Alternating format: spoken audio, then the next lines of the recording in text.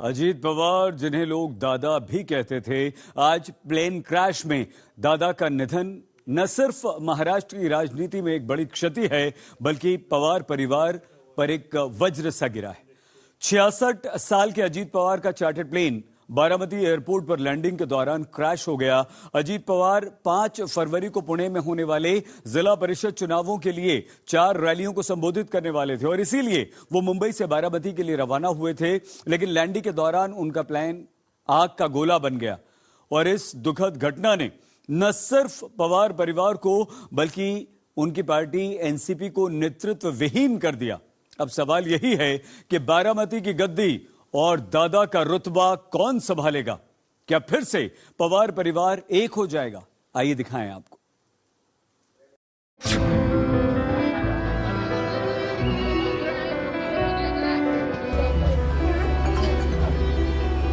एक बड़ा भाई हमारे में से गया है।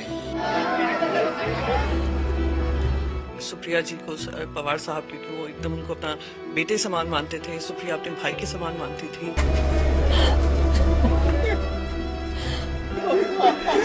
दादा गेले तर अजून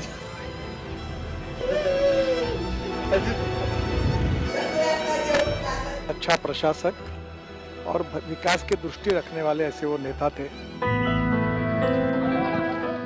सुबह जब महाराष्ट्र की जनता की आंख खुली तो एक ऐसी खबर आई कि जिसने पूरे देश को स्तब्ध कर दिया। जी हां, महाराष्ट्र की राजनीति के दादा एनसीपी के दिग्गज नेता अजीत पवार का विमान हादसे में निधन हो गया। इस हादसे में अजीत पवार के साथ सवार सभी 5 लोगों की जान चली गई। बताया जा रहा है कि पायलट ने बारामती एयरपोर्ट पर लैंडिंग की कोशिश की थी, लेकिन रनवे साफ दिखाई नहीं दिया तो वो विमान को दोबारा ऊंचाई पर ले गया। पहली कोशिश नाकाम रहने के बाद बारामती के रनवे 11 पर दोबारा लैंडिंग की कोशिश की गई। इस दौरान विमान रनवे से पहले ही गिर गया और उसमें आग लग गई। इस विमान हादसे की जांच एयरक्राफ्ट एक्सीडेंट इन्वेस्टिगेशन ब्यूरो यानी AAIB ने शुरू कर दी है। अब एक तरफ अजीत पवार के प्लेन क्रैश होने की असली वजह खोजी जा रही है, तो इस क्षति के साथ महाराष्ट्र की राजनीति में भी एक महाशून्य पैदा हो गया है। ऐसे में बड़ा सवाल ये है कि क्या शरद पवार की एनसीपी और एनसीपी शरद गुट एक हो जाएंगे? पवार परिवार में जो राजनीतिक मतभेद आए थे, क्या वो मतभेद खत्म हो जाएंगे? अजीत पवार के निधन के बाद पवार परिवार में अब क्या होगा? क्या एनसीपी और एनसीपी शरद गुट का मर्जर हो जाएगा? क्या पवार परिवार में सारे राजनीतिक मतभेद अब मिट जाएंगे? क्या फिर से पवार परिवार एकजुट हो जाएगा? 12 दिसंबर 2025 को महाराष्ट्र की राजनीति में एक चर्चा जोर शोर से शुरू हुई थी। जी हां, दिग्गज नेता शरद पवार के 86वें जन्मदिन पर रखे गए एक कार्यक्रम में तमाम दिग्गज हस्तियां पहुंची थी। इनमें तेलंगाना सीएम रेवंत रेड्डी, लोकसभा में नेता विपक्ष राहुल गांधी, प्रियंका गांधी और उद्योगपति गौतम अडानी जैसे बड़े नाम शामिल थे। लेकिन परिवार से अजीत पवार भतीजे रोहित के साथ चाचा के घर पहुंचे थे।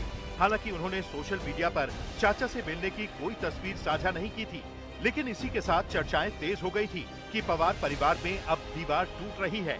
कहा गया कि शरद पवार और अजीत पवार पास पास ही बैठे। अजीत पवार के बेटे पार्थ की एक पोस्ट ने इसकी पुष्टि की। कुछ रिपोर्ट में ये भी दावा किया गया कि पवार परिवार निकाय चुनावों के बाद एक हो सकता है। पुणे और पिंपरी चिंचवाड़ महानगर पालिका चुनावों में शरद पवार और अजीत पवार साथ आए, लेकिन नतीजे मनमाफिक नहीं रहे। इसके बावजूद इस चुनावी प्रयोग ने एक बात साफ कर दी कि पवार परिवार के भीतर की कड़वाहट अब खत्म हो रही है।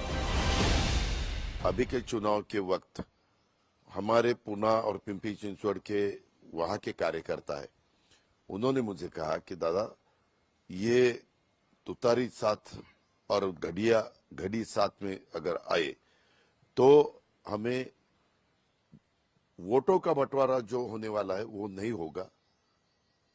दोनों को मानने वाले जो वोट है एक हो जाएंगे और जीतने के लिए चांसेस और भी बढ़ जाएंगे। तो मैं कार्यकर्ताओं का रिस्पेक्ट करता हूं। वो होने के बाद मैंने डॉक्टर अमोल कोले जी, रोहित पवार, ऐसे कई लीडरों के साथ बात की, सुप्रिया सुले जी के साथ फोन पे बात की, शशिकांत शिंदे जी के साथ फोन पे बात की। उन्होंने भी थोड़ा पॉजिटिव आगे जाने के लिए बताया। कहा यह भी जा रहा था कि 5 फरवरी को होने वाले जिला परिषद चुनाव भी दोनों गुट साथ मिलकर लड़ेंगे।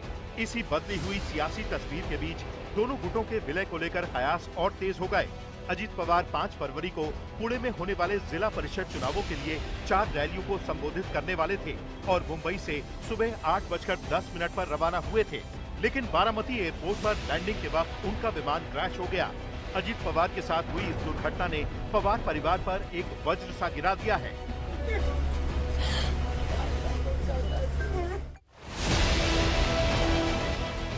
2019 के विधानसभा चुनावों के बाद अजीत पवार ने बीजेपी को समर्थन देकर डिप्टी सीएम की शपथ ली। पवार गंभीरपूर्वक उसी घड़ी से पवार परिवार में राजनीतिक बगावत शुरू हो गई।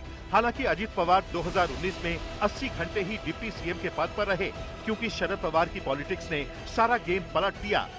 लेकिन इसके बाद अजीत पवार ने एनसीपी में भी 2 फाड़ करवा दिए। जो परिवार महाराष्ट्र की राजनीति में दमखम रखता था, बगावत की घड़ी में वो बढ़ गया। आइए अब आपको पूरा पवार परिवार दिखाते हैं। शरद पवार के पिता गोविंद पवार थे और माता का नाम शारदाबाई पवार था। पवार परिवार में कुल 11 भाई बहन थे, 7 भाई और 4 बहनें। सबसे पहले वसंत राव, फिर अप्पा साहेब हैं, उनके बाद अनंत राव, बापू साहेब, सूर्यकांत राव, सरला, सरोज पाटिल, शरद पवार, मीना, प्रताप राव और लीला हैं। अप्पा साहेब के 2 बेटे राजेंद्र और रंजीत, इनमें राजेंद्र के बेटे रोहित पवार हैं। अनंत राव के 3 बच्चे हुए, श्रीनिवास, अजीत पवार और विजया पाटिल। अजीत पवार के 2 बेटे हैं, पार्थ पवार और जय पवार। शरद पवार की एक बेटी सुप्रिया सुले हैं और सुप्रिया सुले के 2 बच्चे हैं, रेवती और विजय। पवार परिवार की तीसरी पीढ़ी भी राजनीति में आ चुकी है। अजीत पवार के बेटे पार्थ राजनीति में एक्टिव हैं। वहीं शरद पवार के पोते और राजेंद्र पवार के बेटे रोहित पवार करजाक विधानसभा सीट से दूसरी बार विधायक बने हैं, तो शरद पवार की इकलौती बेटी सुप्रिया सुले बारामती से सांसद हैं। अभी तक पवार परिवार में राजनीतिक सिस्टम पूरी तरह से शरद पवार के हाथ में रहा है, लेकिन शरद पवार ऐलान कर चुके हैं कि राज्यसभा का कार्यकाल खत्म होने के बाद राजनीति से संन्यास ले लेंगे। आपको बता दें कि इसी साल शरद पवार का राज्यसभा कार्यकाल समाप्त हो रहा है। 14 बार आप जीते हो, 15 बार कार्यकर्ताओं में उत्साह था कि आप इस बार चुनाव में, आखिर क्या आपने फैसला लिया? आज मीटिंग का क्या हेतु था और पूरी बात जो है अपने परिवार मैंने यही कहा ना कि आपको वे मेरे परिवार में 1-2 सदस्य मेरे परिवार के चुनाव पंचित कर रहे। ऐसी परिस्थिति में हमारे सब परिवार के सदस्य को लगा कि किसी ने तो रोकना चाहिए। मैंने सोचा कि मैं खुद 14 बार सुनकर आया हूँ, अभी कभी सोचना चाहिए, तो ये मुझे समय उचित लगा। अब सवाल ये है कि अगर पवार परिवार फिर से एक होता है तो फिर राजनीतिक कमान किसको मिलेगी? आपको बता दें कि पार्टी में सुप्रिया सुले के बढ़ते कद की वजह से अजीत पवार नाराज थे, तो क्या वो नाराजगी अब दूर हो चुकी है? अब अगर परिवार एक होता है तो क्या सुप्रिया सुले को ही पार्टी की कमान मिल जाएगी? आज तक ब्यूरो।